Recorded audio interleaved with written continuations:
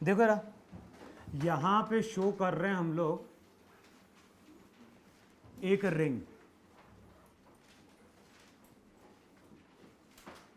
तो जो भी ऑब्जेक्ट है ना, ऑब्जेक्ट यहां पे रिंग है, रिंग का मास m, रिंग का रेडियस कितना है r। जो भी रिंग है, रिंग को हमने इस पॉइंट के अबाउट हिंज किया है। तो जो भी रिंग है, रिंग इस पॉइंट के अबाउट हिंज है, इसका मतलब क्या हो गया? रिंग अगर इस पॉइंट के अबाउट हिंज्ड है, इसका मतलब है कि रिंग इस एक्सिस के अबाउट फ्रीली क्या कर सकती है? रोटेट कर सकती है। अच्छा, इनिशियली रिंग का जो सेंटर ऑफ मास है वो लाई कर रहा है एक्स एक्सिस पे। तो इस तरह से डायग्राम गिवन है। जो भी सेंटर ऑफ मास है वो सेंटर ऑफ मास कहां पे लाई कर रहा है? इसके एक्स एक्सिस पे। और यहां पे हमने क्या किया है, एक और पार्टिकल को लाके अटैच किया है। पार्टिकल का मास भी कितना है? m। तो यहां पे एक रिंग है, रिंग का मास m, रेडियस r। यहां पे एक पार्टिकल को लाके अटैच किया, पार्टिकल का मास भी कितना है? m है। और अगर हम बात कर रहे हैं पार्टिकल की या रिंग के मास की, तो दोनों ही किस एक्सिस पे लाई कर रहे हैं? एक्स एक्सिस पे। अब इस पोजीशन पे लाके हम रिंग को रिलीज कर रहे हैं। अब बताओ, जैसे इस पोजीशन से लाके हम रिंग को रिलीज करेंगे, तब रिंग का क्या होगा? जो भी रिंग रहेगी, रिंग इस एक्सिस के अबाउट क्या करेगी? रोटेट करेगी। और कुछ टाइम बाद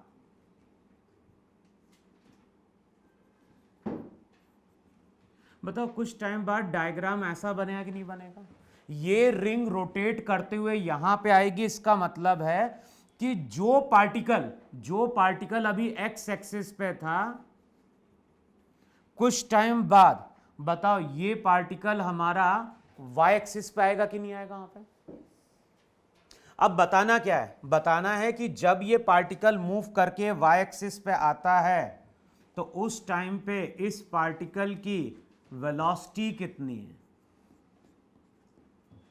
तो हमें कैलकुलेट करना है उस इंस्टेंट पे पार्टिकल की वेलोसिटी।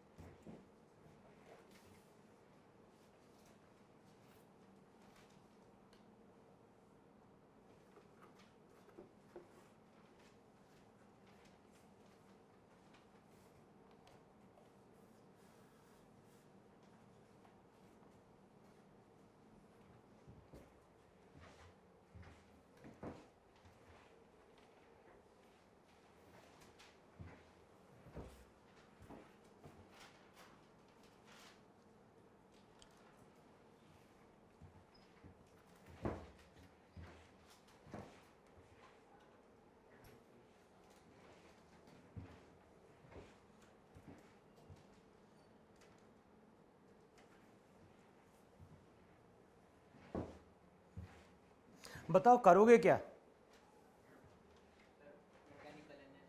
सबसे पहले हम क्या करेंगे? हम तो ये मानेंगे कि हिंज हमारा कैसा है?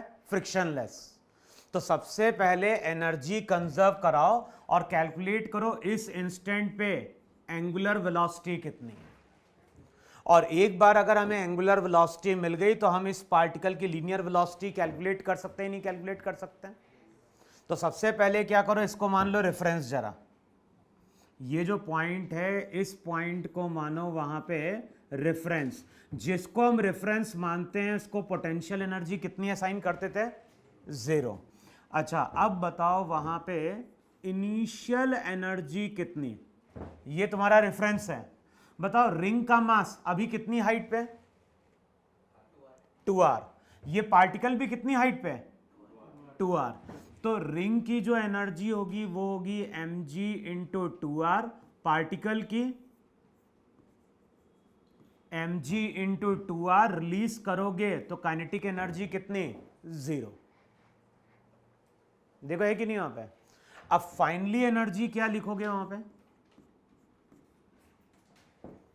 फाइनली अगर एनर्जी लिखनी है तो ये पार्टिकल मूव करके यहां पे आ गया तो इसकी पोटेंशियल एनर्जी 0। रिंग का जो मास था वो मूव करके यहां कहीं पहुंच गया, ये हाइट कितनी? तो पोटेंशियल एनर्जी mgr, साथ में क्या होगा, पूरी बॉडी रोटेट करती हुई आ रही है तो kinetic energy half I omega square, दोनों को इक्वेट करो तो यहां से क्या मिलेगा? ओमेगा। लेकिन उससे पहले हमें कैलकुलेट करना पड़ेगा मोमेंट ऑफ इनर्शिया। अब बताओ मोमेंट ऑफ इनर्शिया कैसे कैलकुलेट करेंगे? बोलो।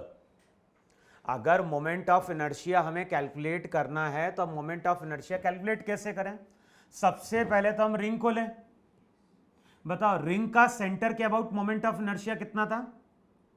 mr square. इसको इसके अबाउट ट्रांसफर करो तो ये हो जाएगा mr स्क्वायर प्लस, बताओ ये रिंग का मोमेंट ऑफ इनर्शिया आया कि नहीं आया वहां पे, प्लस पार्टिकल बताओ कितने डिस्टेंस पे रोटेट कर रहा है, तो पार्टिकल 2r डिस्टेंस पे रोटेट कर रहा है तो पार्टिकल का भी मोमेंट ऑफ इनर्शिया होगा कि नहीं होगा? अब क्या करना है, आई की वैल्यू वहां पुट कर दो, यहां से चेक करो पहले ओमेगा कितना वहां पे।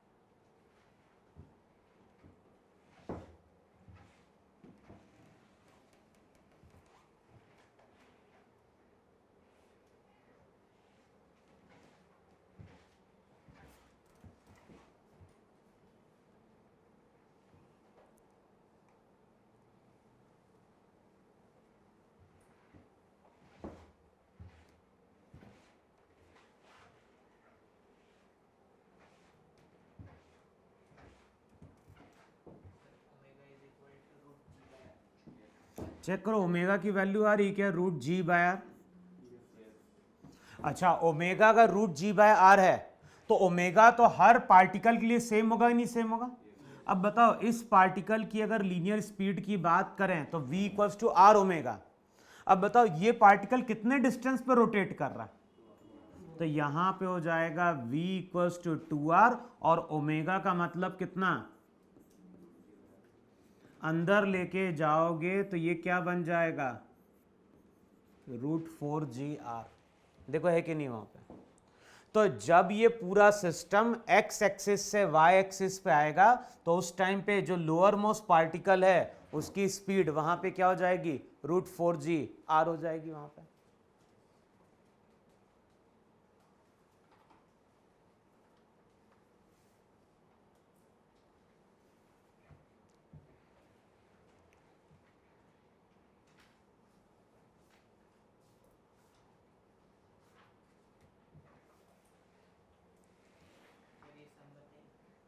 कौन सा सम? अभी रुको, ये जो लास्ट वाला है ना इसमें मोमेंटम भी आएगा, बताता हूँ मैं इसका एक्चुअली, उसमें शायद मोमेंटम का कॉन्सेप्ट भी लगेगा। टकरा रहा है ना वहां पे रॉड,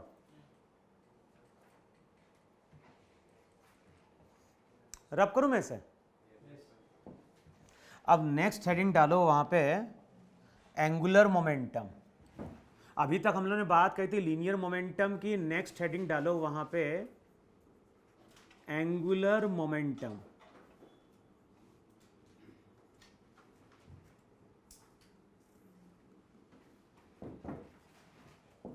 अब देखो हमारे पास एक पार्टिकल है, हमारे पास एक पार्टिकल है, पार्टिकल का मास m है, पार्टिकल की वेलोसिटी v है, और ये जो पार्टिकल है ये पार्टिकल मान लो स्ट्रेट लाइन के अलोंग चल रहा है। तो हमारे पास एक पार्टिकल है जिसका मास m, स्पीड कितनी v, और ये पार्टिकल इस तरह से स्ट्रेट लाइन के अलोंग चल रहा है। अच्छा, अब जब ये पार्टिकल स्ट्रेट लाइन के अलोंग चलेगा तो पार्टिकल का कुछ लीनियर मोमेंटम होगा, और लीनियर मोमेंटम को हम लिखते थे वहां पे मास इनटू वेलोसिटी। तो अगर कोई पार्टिकल स्ट्रेट लाइन के अलोंग चल रहा है जिसका मास है v, वेलोसिटी है, तो पार्टिकल के पास लीनियर मोमेंटम होगा जिसको हम बोलते हैं m इंटू वी। जो भी लीनियर मोमेंटम होता है उसका डायरेक्शन किस पे डिपेंड करता है? उसका डायरेक्शन डिपेंड करता है किसके ऊपर? वेलोसिटी वेक्टर पे। जो डायरेक्शन वेलोसिटी वेक्टर का होगा वही डायरेक्शन यहां पे किसका होगा? लीनियर मोमेंटम का होगा। अब मान लो हमें इस पार्टिकल का एंगुलर मोमेंटम क्या करना है? कैलकुलेट करना है। तो जब भी हम एंगुलर मोमेंटम कैलकुलेट करने जाएंगे तो दो केस होंगे। पहला केस क्या होता है? एंगुलर मोमेंटम कैलकुलेट किया जाता है अबाउट एनी पॉइंट, और सेकेंड केस में हम देखेंगे कि angular momentum about any axis. तो दो केस बनेंगे। एंगुलर मोमेंटम या तो हम पॉइंट के अबाउट कैलकुलेट कर रहे होंगे या फिर एंगुलर मोमेंटम कैलकुलेट कर रहे होंगे अबाउट एनी एक्सिस। तो सबसे पहले हम क्या कर रहे हैं? यहां पे एक पॉइंट मार्क कर रहे हैं, और मान लो ये पॉइंट मेरा क्या है? P है। तो जो भी पार्टिकल है, पार्टिकल स्ट्रेट लाइन के अलोंग चल रहा है, यहां पे कोई पॉइंट P है, और इस P पॉइंट के अबाउट हमें पार्टिकल का एंगुलर मोमेंटम क्या करना है? कैलकुलेट करना है। तो अगर हमें किसी पॉइंट के अबाउट एंगुलर मोमेंटम कैलकुलेट करना है तो हम करेंगे क्या? जिस पॉइंट के अबाउट एंगुलर मोमेंटम कैलकुलेट करना है वहां से पार्टिकल की ओर ड्रॉ करेंगे एक पोजीशन वेक्टर r। तो जिस पॉइंट के अबाउट हमें एंगुलर मोमेंटम कैलकुलेट करना है वहां से पार्टिकल की ओर ड्रॉ करो एक पोजीशन वेक्टर r। अच्छा, अब ये वेक्टर r है, इस डायरेक्शन में कौन सा वेक्टर है? p। अच्छा, p को ऑलरेडी लिया है तो जो पॉइंट है ना, पॉइंट को o मार्क कर दो। मान लो जिस पॉइंट की हम बात कर रहे हैं पॉइंट है O, तो O पॉइंट के अबाउट हमें एंगुलर मोमेंटम कैलकुलेट करना है, तो हमने O पॉइंट से पहले ड्रॉ किया एक पोजीशन वेक्टर R। इस डायरेक्शन में क्या हो गया? P। और हमें मालूम है जब दो वेक्टर के टेल टू टेल कोइंसाइड करते हैं तो उस टाइम पे जो स्मॉलर एंगल रहता है उसी को हम वहां पे क्या बोलते हैं? थीटा बोलते हैं। अब मुझे अगर एंगुलर मोमेंटम कैलकुलेट करना है O पॉइंट के अबाउट, तो जो फॉर्मूला यूज किया जाता है वो यूज किया जाता है L equals to R cross P। तो अगर मुझे किसी पॉइंट के अबाउट एंगुलर मोमेंटम कैलकुलेट करना है तो वहां पे हम क्या लिखेंगे? R cross P। R है पोजीशन वेक्टर और P वहां पे क्या हो गया? Linear momentum. अच्छा, अब बताओ ये किसका क्रॉस प्रोडक्ट है? R और क्रॉस प्रोडक्ट की प्रॉपर्टी क्या लिखवाई थी? जो भी L वेक्टर रहेगा वो परपेंडिकुलर होगा R वेक्टर पे, और साथ में ये परपेंडिकुलर होगा P वेक्टर पे। बताओ ये प्रॉपर्टी थी कि नहीं प्रॉपर्टी थी वहां पे? अच्छा, इसका अगर डायरेक्शन फाइंड आउट करना है तो हम क्या करेंगे? राइट हैंड यूज करेंगे, फोर फिंगर प्लेस करेंगे R पे, कर्ल करेंगे P की ओर। तो राइट हैंड यूज करो रहा, फोर फिंगर किस पे प्लेस करो? फोर फिंगर प्लेस करना है R पे, कर्ल करना है। तो बताओ जब R क्रॉस P करोगे तो इस पर्टिकुलर डायरेक्शन में थंब कहां जा रहा है? अंदर। तो अगर मान लो ये तुम्हारी x एक्सिस है, ये y एक्सिस है, तो इस पर्टिकुलर केस में हम ये बोल सकते ही नहीं बोल सकते हैं कि जो एंगुलर मोमेंटम है वो नेगेटिव z के अलोंग है। तो जो भी एंगुलर मोमेंटम रहेगा वो r क्रॉस p रहेगा। अच्छा बताओ इसका मैग्नीट्यूड क्या होगा? इसका जो मैग्नीट्यूड रहेगा वो आर पी साइन थीटा होगा कि नहीं होगा? वहां पे अब चेक करो हम करने क्या जा रहे हैं। ये कौन सी लाइन है? अगर हम बात करें यहां पे, तो यहां पे जो डॉटेड लाइन है ये वो लाइन है जिस लाइन के अलोंग पार्टिकल क्या कर रहा है? मूव कर रहा है। तो जिस लाइन के अलोंग पार्टिकल चल रहा है उस लाइन पे हमें परपेंडिकुलर ड्रॉ करना है। कहां से ड्रॉ करना है? जिस पॉइंट के अबाउट देख रहे हैं, जिस पॉइंट के अबाउट हमें एंगुलर मोमेंटम कैलकुलेट करना है वहां से इस लाइन पे ड्रॉ करो परपेंडिकुलर, इसको बोल दो आर डैश। ये एंगल थीटा तो ये एंगल भी थीटा, और चेक करो साइन थीटा की वैल्यू यहां पे आर डैश, ये इसका मैग्नीट्यूड कितना है? तो बताओ आर साइन थीटा किसके बराबर? आर डैश के। तो जो भी एल रहेगा अब उसकी वैल्यू हो जाएगी पी। आर साइन थीटा का मतलब क्या हो गया? अब बताओ P इंटू आर डैश का मतलब क्या है? तो इसका मतलब ये हुआ लीनियर मोमेंटम इंटू क्या लेना है? Perpendicular distance. तो जब भी हमें एंगुलर मोमेंटम कैलकुलेट करना होगा किसी पॉइंट के अबाउट, तो हम फॉर्मूला क्या यूज करेंगे? हम फॉर्मूला यूज करेंगे linear momentum into perpendicular distance. लेकिन वेक्टर फॉर्म में अगर कैलकुलेट करना होगा, अगर r और p वेक्टर फॉर्म में दिए हैं तब तो इस फॉर्मूले को वहां पे हम यूज करेंगे r क्रॉस p को वहां पे। अच्छा इससे पहले फॉर्मूला यूज किया कि नहीं यूज किया तुम लोगों ने? जब हम हाइड्रोजन एटम पढ़ते थे तो वहां पे हम क्या बोलते थे? वहां पे हम बोलते थे न्यूक्लियस है, और न्यूक्लियस के चारों ओर जो इलेक्ट्रॉन रहता है वो सर्कुलर पाथ पे मूव करता है कि नहीं मूव करता है?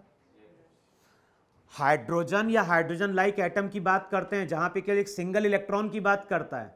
अच्छा अब ये इलेक्ट्रॉन अगर किसी nth शेल में मूव कर रहा है, अगर ये इलेक्ट्रॉन nth शेल में मूव कर रहा है तो रेडियस को हम rn से डिनोट करते थे कि नहीं डिनोट करते थे? और इसकी वेलोसिटी जो रहेगी वो कैसी होगी? अगर मान लो पार्टिकल मूव कर रहा है इस तरह से, तो यहां पे पार्टिकल की वेलोसिटी vn बोलते थे कि नहीं बोलते थे? अबे था कि नहीं था?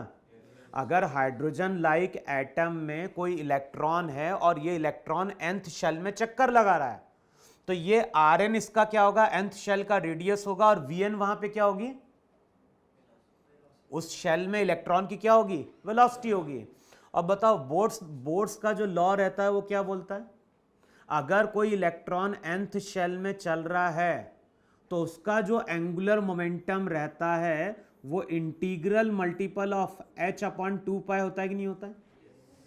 तो अगर इलेक्ट्रॉन nth शेल में चल रहा है तो उसका एंगुलर मोमेंटम ये लिखते थे nh अपॉन 2 पाई, और इसको हम इक्वेट करते थे किसके बराबर? ये एंगुलर मोमेंटम है, और एंगुलर मोमेंटम का फॉर्मूला होता है linear momentum into perpendicular distance. तो लीनियर मोमेंटम ये है कि नहीं है उस इंस्टेंट पे, और परपेंडिकुलर डिस्टेंस कितना है? Rn। तो याद होगा वहां पे हम लिखते थे mvn इंटू Rn। तो ये एक इक्वेशन यूज करते थे कि नहीं इक्वेशन यूज करते थे? और दूसरी इक्वेशन हम यूज करते थे सेंट्रीपिटल फोर्स की। इलेक्ट्रोस्टैटिक फोर्स इसके ऊपर क्या अप्लाई कर रहा है? Centripetal force. कितना था सेंट्रीपिटल फोर्स याद है? सेंट्रीपिटल जो फोर्स था वो इलेक्ट्रोस्टैटिक फोर्स के कारण बनता था। उसका फॉर्मूला क्या था? 1/4 पाई एप्सिलॉन नॉट। न्यूक्लियस पे चार्ज कितना था? Ze। इलेक्ट्रॉन का चार्ज E। ये अगर nth शेल में होगा तो Rn का स्क्वायर होगा कि नहीं होगा? वहां पे ये इलेक्ट्रोस्टैटिक फोर्स है जो यहां पे प्रोवाइड करता है necessary centripetal force. Necessary centripetal force को क्या लिखा था?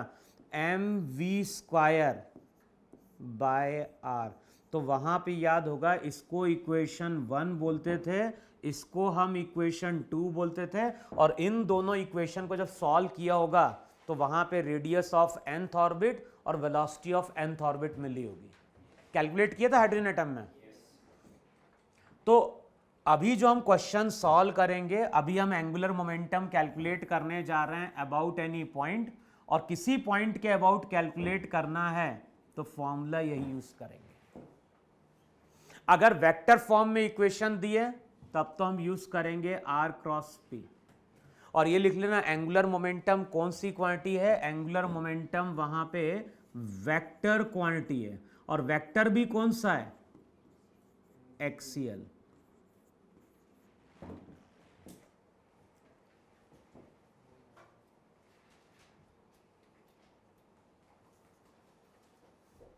लिखा है इतना?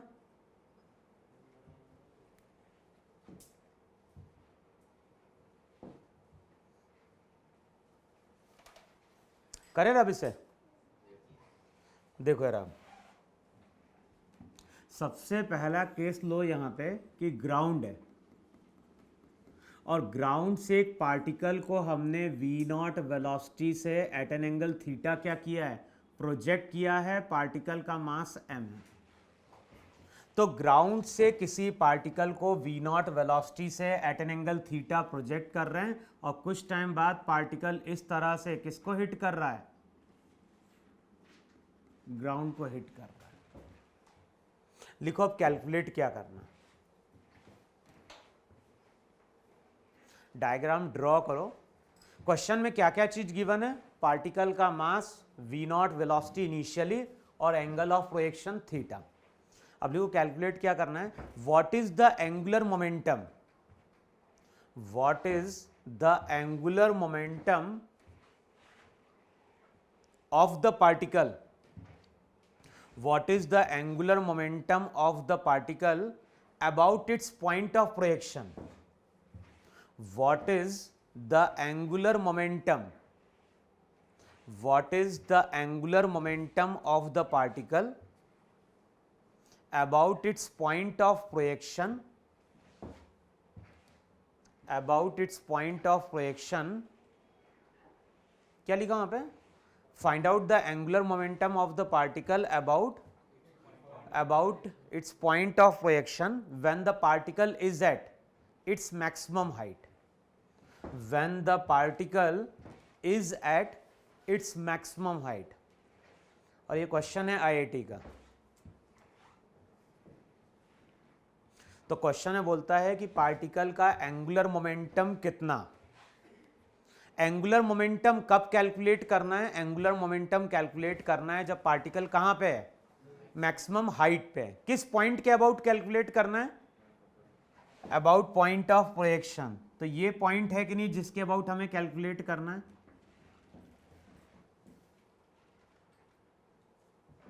अब बताओ प्रॉपर्टी क्या यूज करें। सबसे पहले देखो, मैक्सिमम हाइट पे वेलोसिटी का कौन सा कंपोनेंट होता है? एक्स कंपोनेंट होता है। Y component? तो मैक्सिमम हाइट पे याद होगा प्रोजेक्टाइल मोशन में जो वेलोसिटी का एक्स कंपोनेंट होता है वो कभी भी चेंज नहीं होता है। तो वेलोसिटी का x component v not cos theta है कि नहीं? अब जिस डायरेक्शन में वेलोसिटी होगी, बताओ उस इंस्टेंट पे यही लाइन होगी कि नहीं होगी लीनियर मोमेंटम की? अब बताओ इस पॉइंट से इस लाइन का परपेंडिकुलर डिस्टेंस कितना होगा? मैक्सिमम हाइट h होगी कि नहीं होगी? तो अगर मुझे एंगुलर मोमेंटम कैलकुलेट करना होगा तो वो क्या हो जाएगा? L equals to linear momentum into perpendicular distance कितना? h। अब h की वैल्यू क्या होगी? तो h की वैल्यू हो जाएगी v naught square sine square theta by 2g। देखो चेक करो होगा कि नहीं होगा? v naught square sine square theta by 2g। अब h की वैल्यू पुट कर दो वहां पे। h की वैल्यू पुट करोगे तो यहां से हमें क्या मिलेगा? यहां से हमें मिलेगा पार्टिकल का एंगुलर मोमेंटम।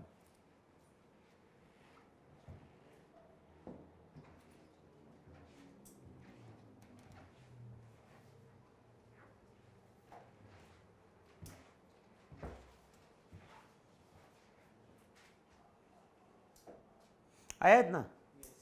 लिखो नेक्स्ट क्वेश्चन, लिखो वहां पे, a particle of mass m, a particle of mass m moving with a speed v naught, a particle of mass m moving with a speed v naught, moving with a speed v naught along a straight line, along a straight line, और straight line की equation लिखो 2x plus 3y equals to 6, 2x plus 3y equals to 6। अब देखो calculate क्या करना है, find out the angular momentum,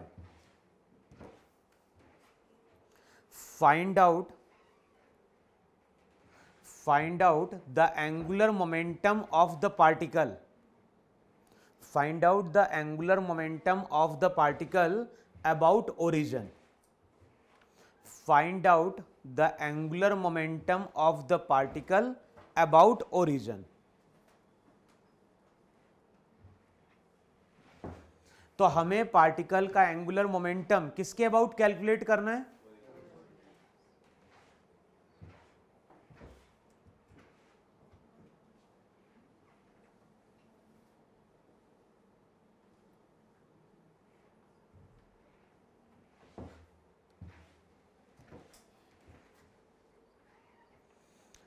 सबसे पहले क्या करो, सबसे पहले लाइन ड्रॉ करो, क्योंकि पार्टिकल जो है वो स्ट्रेट लाइन के अलोंग चल रहा है। तो ये अगर एक्स एक्सिस, ये तुम्हारी वाई एक्सिस, बताओ इस लाइन की प्रॉपर्टी क्या है? इसको हम किससे कंपेयर करेंगे? y equals to m x plus c से कंपेयर करना है कि नहीं कंपेयर करना है? कंपेयर करो यार। बताओ जब कंपेयर करोगे तो y का कोऑर्डिनेट, y का कोफिशिएंट 1 बनाना है, तो वहां पे क्या हो जाएगा -2/3x प्लस 3। देखो यही बने नहीं बनेगा? हाँ अच्छा +2 इधर, देखो चेक करो आ रहा है ना इतना। अब बताओ इस लाइन का क्या चीज नेगेटिव है? स्लोप नेगेटिव और इंटरसेप्ट। तो ये जो लाइन रहेगी, ये लाइन कुछ ऐसी होगी कि नहीं होगी वहां पर? अच्छा ये डिस्टेंस कितना? ये डिस्टेंस यहां से यहां तक का कितना? ये तो 2, और यहां पे अगर जाओगे तो x क्या चीज जीरो करनी है? y कोऑर्डिनेट जीरो कर दो। y कोऑर्डिनेट जीरो करोगे यहां पे तो x की वैल्यू यहां से लेके यहां तक 3 आएगी कि नहीं आएगी?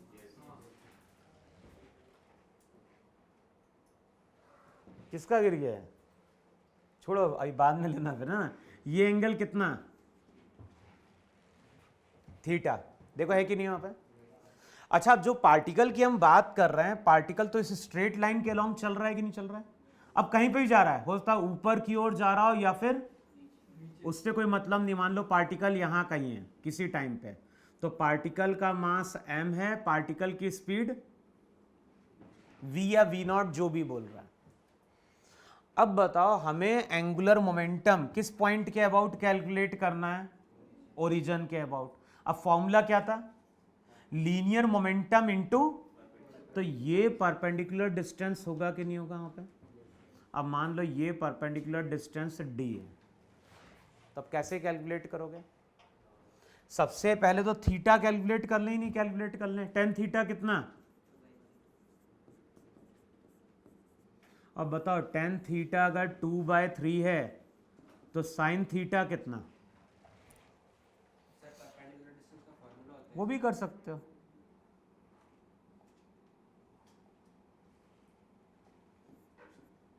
उतना भी क्यों करे? tan थीटा नहीं मालूम तुझे? तो tan थीटा से sin थीटा निकालेगा नहीं निकालेगा?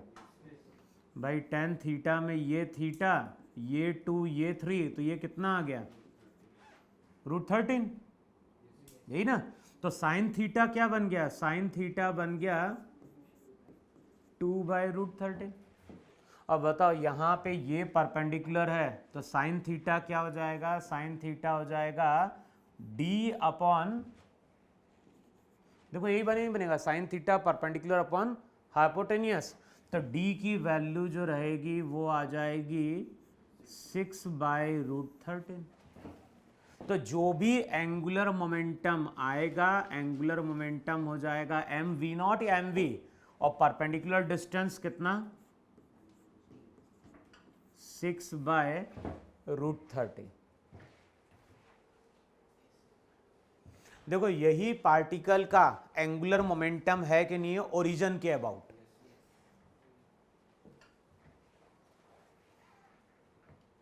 है इतना। अब नेक्स्ट क्वेश्चन करके देखो जरा, नहीं लिखा था क्या, गया क्या, हाँ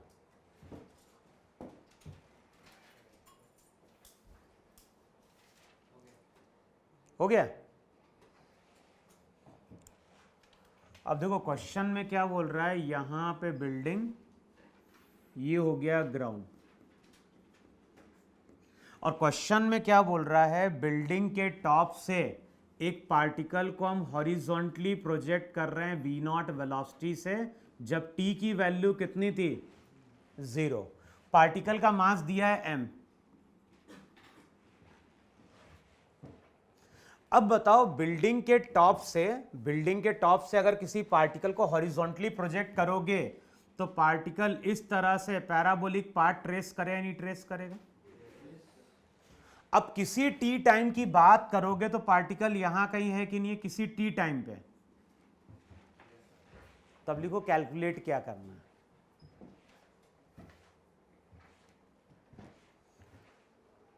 find out the angular momentum, find out the angular momentum of the particle, find out the angular momentum of the particle about its point of projection, find out the angular momentum of the particle about its point of projection at any time t, about its point of projection at any time t। तो किसी T time पे हमें particle का angular momentum क्या करना है, find out करना है।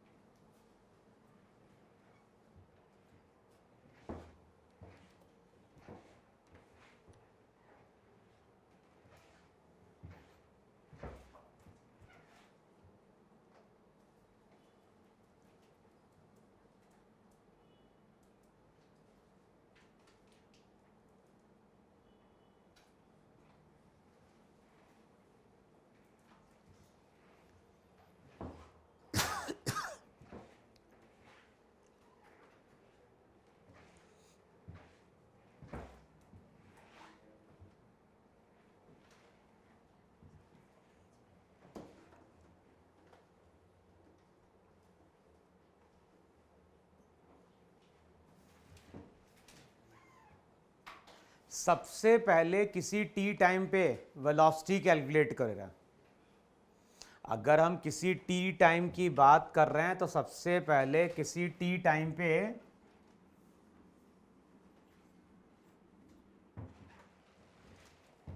और वेलोसिटी मालूम है तो हम क्या कैलकुलेट कर सकते हैं, हम कैलकुलेट कर सकते हैं पार्टिकल का लीनियर मोमेंटम। किस फॉर्म में? वेक्टर फॉर्म में। तो सबसे पहले लीनियर मोमेंटम कैलकुलेट करो जरा, वेक्टर फॉर्म में क्या होगा।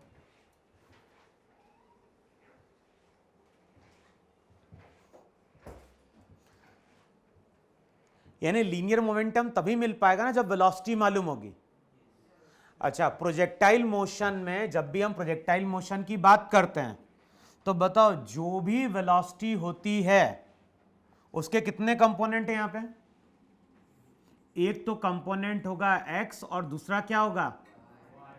कौन सा कंपोनेंट चेंज नहीं होता है? तो हॉरिजॉन्टल कंपोनेंट तो v नॉट होगा कि नहीं होगा? और वेक्टर फॉर्म में अगर देखोगे तो ये आई कैप है कि नहीं है? नीचे वाला क्या होता है? यानी नेगेटिव में आना चाहिए। अच्छा, अब तुम क्या बोलोगे? तुम यहां पे बोलोगे कि जो वेलोसिटी का x कंपोनेंट है वो तो v नॉट ही है। वेक्टर फॉर्म में बाद में लिखेंगे। अच्छा, वेलोसिटी का y कंपोनेंट कैलकुलेट करना होगा तो ये फॉर्मूला था कि नहीं था? V Y equals to V O Y plus A Y into T. अब वी ओ वाई क्या होता है? वी ओ वाई होता है वेलोसिटी का इनिशियली y कंपोनेंट। तो ये जीरो है कि नहीं जीरो है? क्योंकि इनिशियली पार्टिकल को हमने कैसे प्रोजेक्ट किया है? Horizontally. Acceleration due to gravity, तो t टाइम बाद वेलोसिटी का y कंपोनेंट माइनस जीटी आ गया कि नहीं आ गया? नेगेटिव साइन क्या बता रहा है? कहां पे? नीचे की ओर। अब मुझे अगर पार्टिकल का मोमेंटम लिखना होगा तो वो लिखूंगा मास। अब वेलोसिटी को वेक्टर फॉर्म में पुट करो। वेलोसिटी को वेक्टर फॉर्म में पुट करो तो चेक करो, V naught I cap minus G T J cap. पहले से ही साइन लगा हुआ है वेलोसिटी का, तो ये नहीं कि बाद में फिर से हमने नेगेटिव साइन लगा दिया। तो ये बताओ, ये पार्टिकल का लीनियर मोमेंटम है कि नहीं है वहां पे? अब क्या कैलकुलेट करें? Position vector. तो पोजीशन वेक्टर के लिए हम क्या करेंगे वहां पे? इसको मान लो पहले एक्स एक्सिस, इसको, और ये पॉइंट हो गया ओरिजिन। अब जिस पॉइंट के अबाउट हमें एंगुलर मोमेंटम कैलकुलेट करना है तो वहां से सबसे पहले इस डायरेक्शन में क्या ड्रॉ करेंगे? पोजीशन वेक्टर आर है। अच्छा, अब इस आर वेक्टर को हम कैसे कैलकुलेट करें? तो उस टाइम पे इस पॉइंट के कुछ कोऑर्डिनेट होगा कि नहीं होगा? X comma Y. तो बताओ, अगर वेक्टर आर को लिखना होगा तो वेक्टर आर को हम ऐसा लिखेंगे, एक्स आई कैप। अच्छा है ना, फिर से मैंने साइन क्यों नहीं लिया? क्योंकि एक्स कोऑर्डिनेट अपने आप यहां पॉजिटिव होगा, वाई कोऑर्डिनेट अपने आप यहां पे क्या होगा? नेगेटिव होगा। तो अगर पोजीशन वेक्टर की बात करें तो वो होगा एक्स आई कैप प्लस वाई जे कैप। अब एक्स और वाई क्या है? एक्स और वाई टी टाइम बाद कोऑर्डिनेट है। तो कोऑर्डिनेट कैलकुलेट करने के लिए फॉर्मूला था x equals to X naught plus क्या था? V naught X T plus half A X T square. अच्छा, एक्स नॉट कितना? एक्स नॉट तो जीरो। वेलोसिटी का x component v naught time t, acceleration x के along. तो बताओ x coordinate क्या हो गया? x कोऑर्डिनेट हो गया v not into t. y coordinate अगर कैलकुलेट करने जाओगे तो इक्वेशन थी y equals to y not plus v O y t plus क्या होता है? Half a y t square. Y not कितना? y नॉट जो रहेगा initially y coordinate zero, velocity का y कंपोनेंट भी जीरो। क्या आएगा यहां पे? Minus half g t square. T time बाद y कोऑर्डिनेट है कि नहीं? तो t टाइम बाद y कोऑर्डिनेट हो जाएगा -12g। बताओ ये t टाइम बाद x और y कोऑर्डिनेट है कि नहीं है t टाइम बाद? अब पोजीशन वेक्टर कैसे लिखे वहां पे? x और y कोऑर्डिनेट मालूम है तो पोजीशन वेक्टर जो रहेगा r वो क्या हो जाएगा? वो हो जाएगा v0t i cap minus ½ gt² j cap. अब करेगा r क्रॉस p। p की वैल्यू वेक्टर फॉर्म में मालूम है, r की वैल्यू वेक्टर फॉर्म में मालूम है। हमें बेसिक फॉर्मूला यूज करना है। बेसिक फॉर्मूला क्या है? बेसिक फॉर्मूला है r क्रॉस p।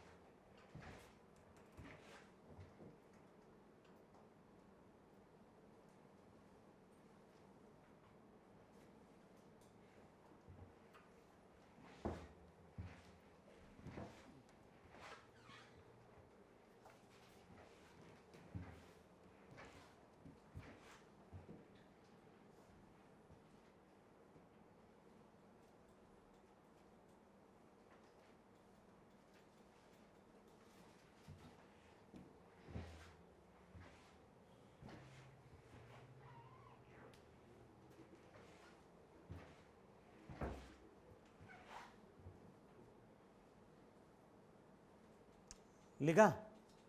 कितना आ रहा है सॉल्व करने पे r क्रॉस p जब करते हो तो? बोलो कितनी आ रही है l की वैल्यू? mv0 gt²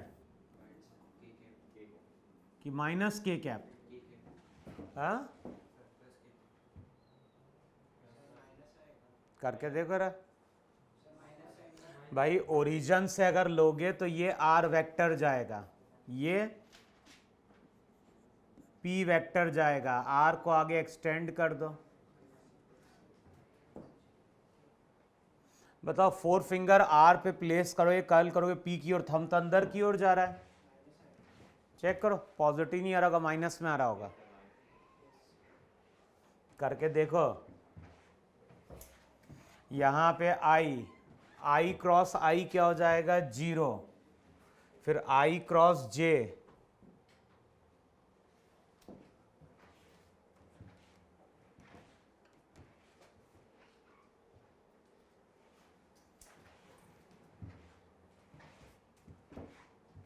आया? क्या नेगेटिव बन रहा है कि नहीं बन रहा है? तो यहां पे आ जाएगा -mv0 gt² k कैप। आ रहा है इतना? लिखो, नेक्स्ट हेडिंग डालो वहां पे। अब ये जितने भी केसेस थे वहां पे हमने एंगुलर मोमेंटम किसके अबाउट कैलकुलेट किया? किसी पॉइंट के अबाउट। अब लिखो नेक्स्ट क्या लिखना है वहां पे? Angular momentum. नेक्स्ट हेडिंग डालो वहां पे, angular momentum of a rigid body. Angular momentum of a rigid body rotating about. Angular momentum of a rigid body rotating about an axis. तो अब हम लोग क्या बोल रहे हैं? अब हम लोग बोल रहे हैं कि हमारे पास एक रिजिड बॉडी है, और ये जो रिजिड बॉडी है, ये रिजिड बॉडी अपनी इस एक्सिस के अबाउट रोटेट कर रही है। तो एक रिजिड बॉडी है जो अपनी इस एक्सिस के अबाउट रोटेट कर रही है। कैसे रोटेट कर रही है? एंगुलर वेलोसिटी ओमेगा से। अच्छा, अब ये बताओ, अगर ये रिजिड बॉडी अपनी इस एक्सिस के अबाउट रोटेट करेगी तो सभी पार्टिकल का क्या होगा? जितने भी पार्टिकल रहेंगे सभी पार्टिकल सर्कुलर पाथ पे चले नहीं चलेंगे? जैसे मान लो यहां पे एक पार्टिकल लिया, इसका मास m1 है, तो बताओ ये जो पार्टिकल रहेगा, ये पार्टिकल इस तरह से r1 रेडियस पे घूमेगा कि नहीं घूमेगा? सिमिलरली अगर मैंने यहां पे एक पार्टिकल m2 मार्क किया तो ये जो m2 पार्टिकल रहेगा वो r2 रेडियस पे मूव करेगा कि नहीं मूव करेगा वहां पे? तो ये रिजिड बॉडी अगर एक्सिस के अबाउट रोटेट कर रही है तो इस रिजिड बॉडी के सभी पार्टिकल बताओ सर्कुलर पाथ पे चल रहे हैं कि नहीं चल रहे हैं? सबके लिए ओमेगा सेम है कि नहीं सेम है? अब इमेजिन करो कि एक ऑब्जर्वर है और ये ऑब्जर्वर ऊपर से देख रहा है। बताओ कोई ऑब्जर्वर अगर ऊपर से देखेगा तो उसको पार्टिकल इस तरह से सर्कुलर पाथ पे मूव करता हुआ दिखाई देगा कि नहीं दिखाई देगा? अच्छा, किसी टाइम पे पार्टिकल यहां कहीं है, बताओ उसकी वेलोसिटी कहां पे होगी? किसी टाइम पे अगर पार्टिकल यहां कहीं है तो उसकी लीनियर वेलोसिटी टेंजेंट के अलोंग होगी कि नहीं होगी?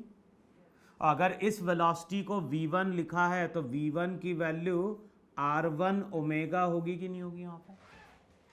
सिमिलरली अगर इस पार्टिकल की स्पीड v2 है तो बताओ v2 की वैल्यू r2 इंटू ओमेगा होगी कि नहीं होगी वहां पर? अच्छा, अभी तक हमने एंगुलर मोमेंटम पॉइंट के अबाउट कैलकुलेट किया था कि नहीं कैलकुलेट किया था? पॉइंट के अबाउट जब कैलकुलेट करते हैं तो परपेंडिकुलर डिस्टेंस पॉइंट से लिया जाता है। अगर हमें एक्सिस के अबाउट कैलकुलेट करना है तो परपेंडिकुलर डिस्टेंस हम कहां से लेंगे? एक्सिस से। तो बताओ ये एक्सिस है कि नहीं?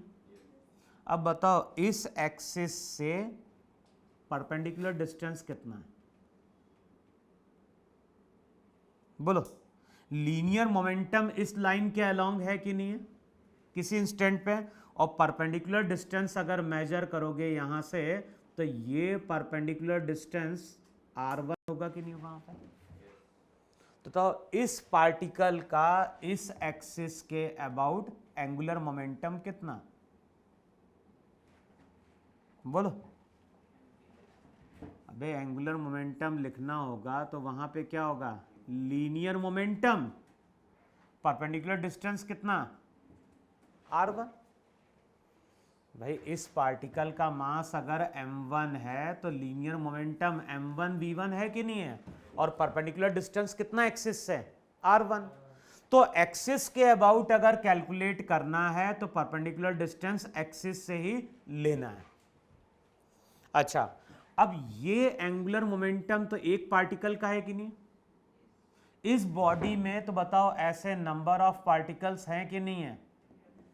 तो टोटल के लिए क्या लिखोगे? m1 v1 r1, फिर क्या लिखोगे? m2 v2 और ऐसे mn vn rn। देखो चेक करो ऐसा आएगा कि नहीं आएगा? अच्छा, v1 की जगह r1 ओमेगा पुट करना है, v2 की जगह r2 ओमेगा, तो वैल्यू पुट करो जरा वहां पे l की। v1 की जगह पुट करो तो ये r1 स्क्वायर ओमेगा होगा कि नहीं होगा? v2 की जगह पुट करो r2 इंटू ओमेगा तो m2 r2 square omega till क्या होगा? mn rn square omega. देखो है कि नहीं है इतना? m1 r1 square omega plus m2 r2 square omega till क्या हो गया? mn rn square omega. अच्छा बताओ यहां पे क्या चीज हम बाहर निकाल सकते हैं? ओमेगा आ गया बाहर, ओमेगा अगर बाहर आ गया तो रिजल्ट हो जाएगा m1 r1 square plus m2 r2 square till mn rn square. अब बताओ जो एंगुलर मोमेंटम आएगा m1 r1 square plus m2 r2 square till mn rn square, ये क्या बता रहा होगा? ये पूरी बॉडी का इस एक्सिस के अबाउट मोमेंट ऑफ इनर्शिया होगा कि नहीं होगा वहां पे?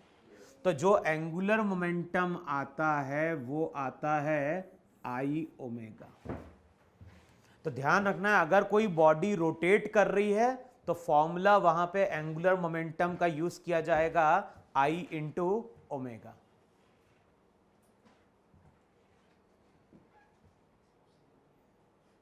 अच्छा अब ये बताओ मुझे, एंगुलर मोमेंटम वेक्टर क्वांटिटी है कि नहीं है? तो ये किस पर डिपेंड करेगा? तो ये चीज ध्यान रखना है, जो डायरेक्शन ओमेगा का होगा वही डायरेक्शन वहां पे किसका लिया जाएगा? एल का। जैसे मैं अगर बोल रहा हूं कि पार्टिकल ऐसे चल रहा है,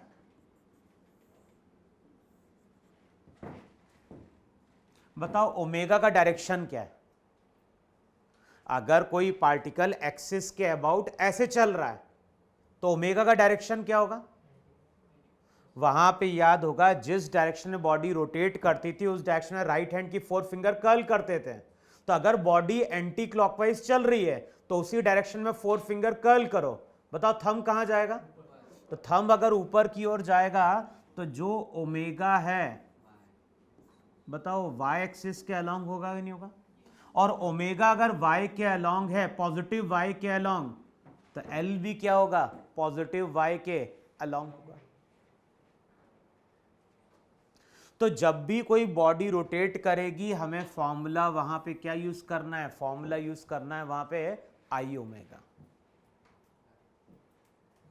अब बताओ अगर हम अर्थ की बात करें तो अर्थ भी अपनी एक्सिस के अबाउट रोटेट कर रही, नहीं रोटेट कर रही? अब अर्थ अगर अपनी एक्सिस के अबाउट रोटेट कर रही है तो मोमेंट ऑफ इनर्शिया क्या लिखा जाएगा? अर्थ को अप्रोक्सीमेटली अगर स्फेरिकल बॉडी पकड़ोगे तो 2/5 mr स्क्वायर इंटू साथ में क्या आएगा?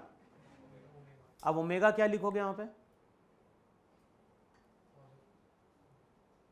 अभी जो ओमेगा रहेगा, ओमेगा हो जाएगा 2π/t। अर्थ को अपनी एक्सिस के अबाउट रोटेट करने में कितना टाइम लगता है? कन्वर्ट कर दो इसको रेडियन पर सेकेंड में, ओमेगा की वैल्यू पुट करोगे तो यहां से क्या निकल के आ जाएगा? Moment of inertia. ओमेगा की वैल्यू पुट करोगे तो यहां से हमें एल की वैल्यू मिलेगी, नहीं मिलेगी? वहां पे ये एल हो जाएगा यहां पे।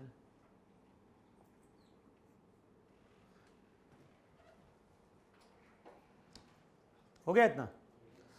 अब देखो डायग्राम ड्रॉ करेगा, और डायग्राम में क्या बोल रहा है? डायग्राम में बोल रहा है यहां पे एक सिंपल पेंडुलम, मास m, लेंथ l।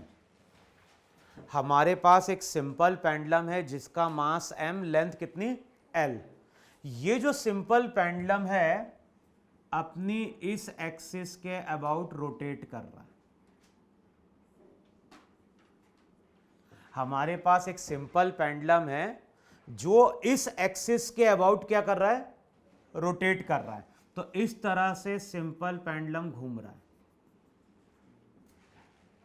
बताओ जब ये सिंपल पेंडुलम इस तरह से रोटेट करेगा तो ये ज्योमेट्री किसकी फॉर्म कर रहा होगा? कोन की। यहां पे एक पॉइंट लो A, यहां पे एक पॉइंट लो B। अच्छा जब ये रोटेट कर रहा है तो एंगुलर वेलोसिटी ओमेगा दी गई है। जब ये पार्टिकल सर्कुलर पाथ पे चलेगा तो इसकी एंगुलर वेलोसिटी ओमेगा दी गई है, और ओमेगा तुम इस फॉर्मूले से कैलकुलेट कर सकते हो 2π/t से।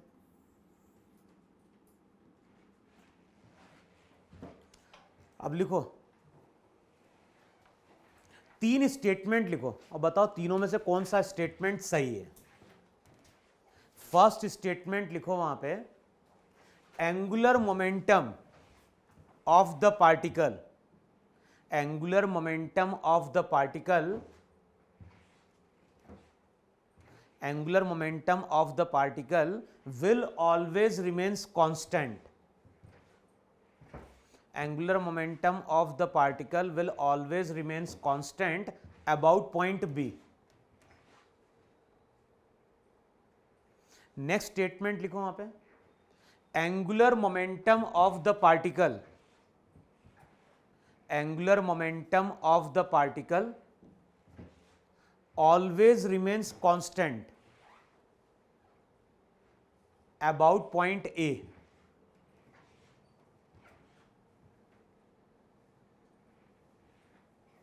और तीसरा लिखो वहां पे, angular momentum of the particle angular momentum of the particle always remains constant. जब हम एंगुलर मोमेंटम की बात करते हैं तो कौन सी क्वांटिटी है? वेक्टर है। और वेक्टर अगर होगा तो उसके साथ दो चीजें जुड़ी है कि नहीं जुड़ी है? एक तो जुड़ा है मैग्नीट्यूड, दूसरा क्या है?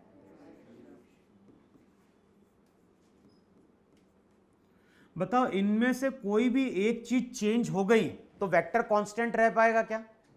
तो अगर मैं तुमसे बोल रहा हूं कि एंगुलर मोमेंटम कांस्टेंट रहना चाहिए तो ना तो मैग्नीट्यूड चेंज हो, ना ही क्या चेंज हो? डायरेक्शन। अब बताओ, सबसे पहले हमें एंगुलर मोमेंटम किसके अबाउट देखना है? तो बी पॉइंट की अगर बात करेंगे, मान लो ये बी पॉइंट यहां कहीं है, अगर बी पॉइंट यहां कहीं तो पार्टिकल ऐसे चल रहा है कि नहीं चल रहा है? सर्कुलर पाथ पे चारों टाइम।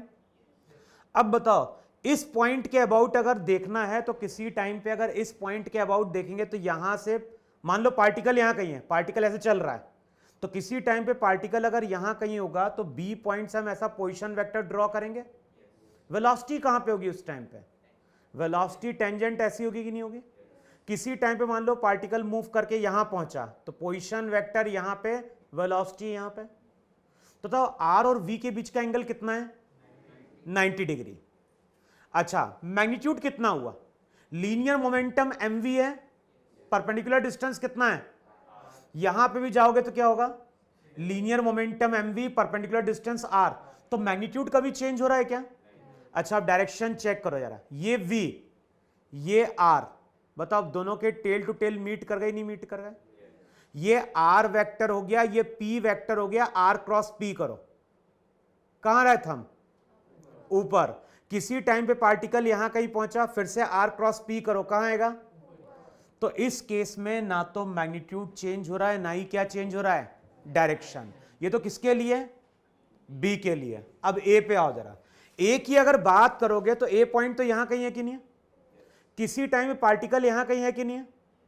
तो इस पॉइंट से यहां पे एक पोजीशन वेक्टर आर ऐसा ड्रॉ करोगे नहीं ड्रॉ करोगे? किसी टाइम पे पार्टिकल यहां कहीं है तो वेलोसिटी वेक्टर इस तरह से होगा। बताओ इनके बीच का एंगल कितना है? 90 डिग्री। तो लीनियर मोमेंटम कितना? अबे लीनियर मोमेंटम तो mv, परपेंडिकुलर डिस्टेंस कितना होगा ए पॉइंट से? अबे ए पॉइंट से अगर देखोगे तो l होगा कि नहीं होगा? तो linear momentum mv, perpendicular distance l। कुछ टाइम बाद ये पार्टिकल मूव करके ऐसे पहुंचेगा, अभी भी कितना है डिस्टेंस? l। तो मैग्नीट्यूड कांस्टेंट है कि नहीं कांस्टेंट है? mv into l। लेकिन आप चेक करो जरा, ये r वेक्टर है, ये p वेक्टर है, दोनों के टेल टू टेल मीट करा दो जरा।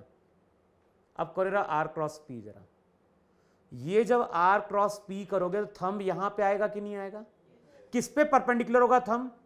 r वेक्टर पे। और तो r वेक्टर पे परपेंडिकुलर कुछ ऐसा होगा कि नहीं होगा? Angular momentum. किसी टाइम पे पार्टिकल यहां कहीं पहुंचा तो ये कौन सा वेक्टर आया? r। ये कौन सा? p। फिर यहां पे देखो दोनों के टेल टू टेल मीट करो। अब करो r क्रॉस p, फिर से r क्रॉस p करोगे, थंब अगेन दोनों पे क्या होगा? परपेंडिकुलर। का मतलब है कि फिर से अब l इधर होगा कि नहीं होगा? इसका मतलब क्या हुआ कि जब पार्टिकल यहां पे था l ऐसा था, कुछ टाइम बाद पार्टिकल यहां पहुंचा तो l यहां कहीं पहुंचा, कुछ टाइम बाद पार्टिकल यहां पहुंचा तो l यहां पहुंचा। बताओ l ने अपना डायरेक्शन चेंज किया कि नहीं किया? तो इसका मतलब क्या हो गया? ए पॉइंट के अबाउट अगर देखोगे तो मैग्नीट्यूड में तो कोई चेंज नहीं आ रहा है,